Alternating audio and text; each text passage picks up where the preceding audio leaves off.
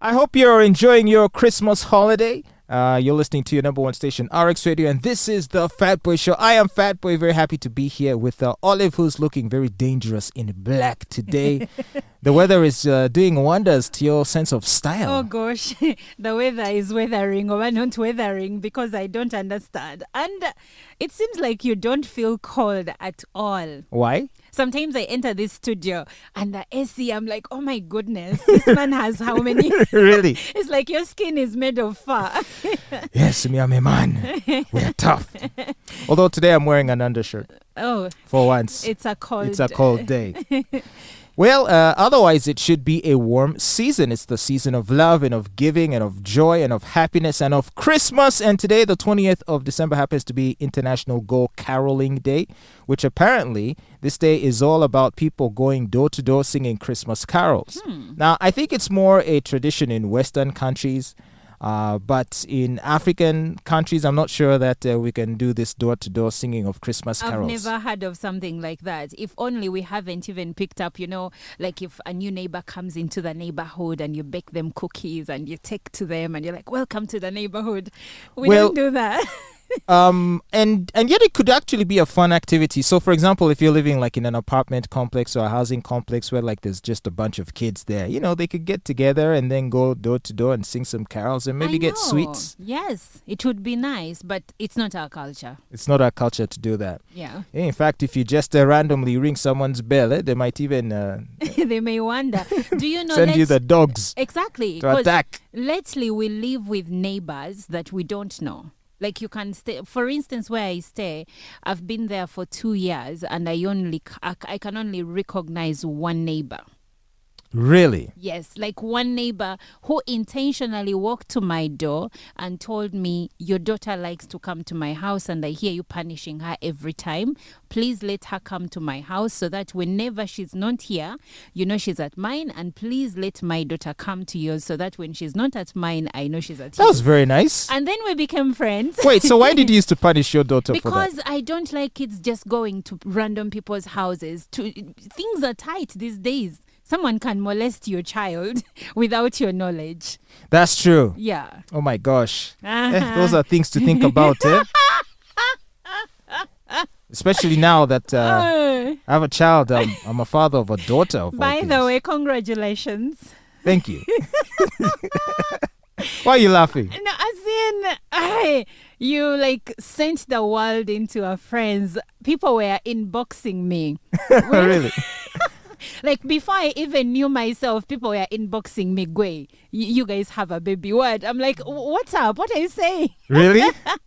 Yeah, there's a lot of people asking questions about it. Of course, a lot of people are surprised. It's not something that they expected. And it's not something that I'd even really discussed because, I don't know, it just felt strange to talk about because I wasn't really even sure. Like, okay, so I have had in the past situations in which pregnancies did not get to full term. Yes. With people I may have conceived with. I don't know, but I had that thing where at some point the baby would just not make it, right?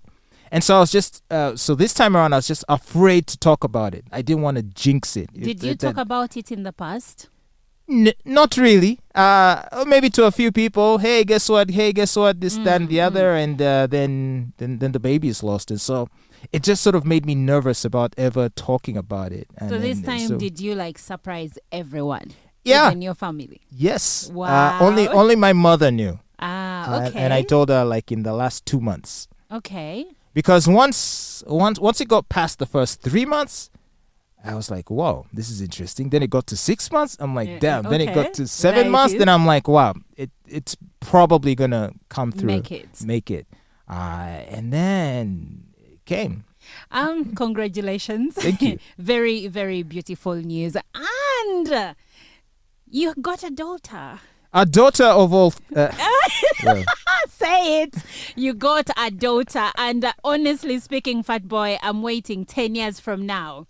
I want to hear what you're gonna say. So all 10 the years from feminists, now. so all the feminists have been bullying me relentlessly, As they should, as they should. taking credit for their prayers and and spells. But I know you're an atheist, but isn't God funny? Because for every opinion you have about the girl child, he gives you a girl.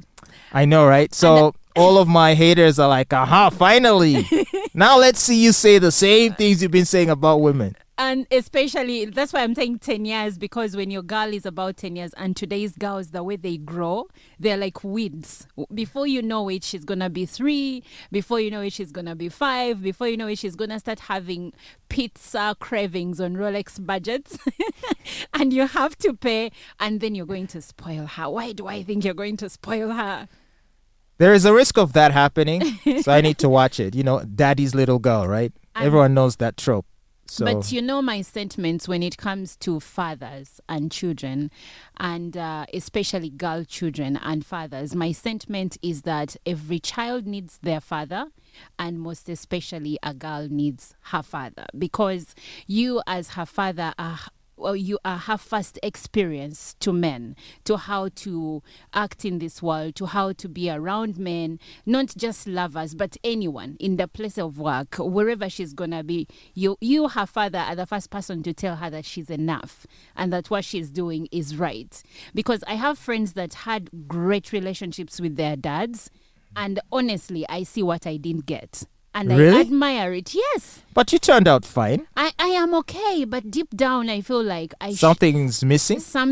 I didn't get something. It's a very important thing to be a girl dad.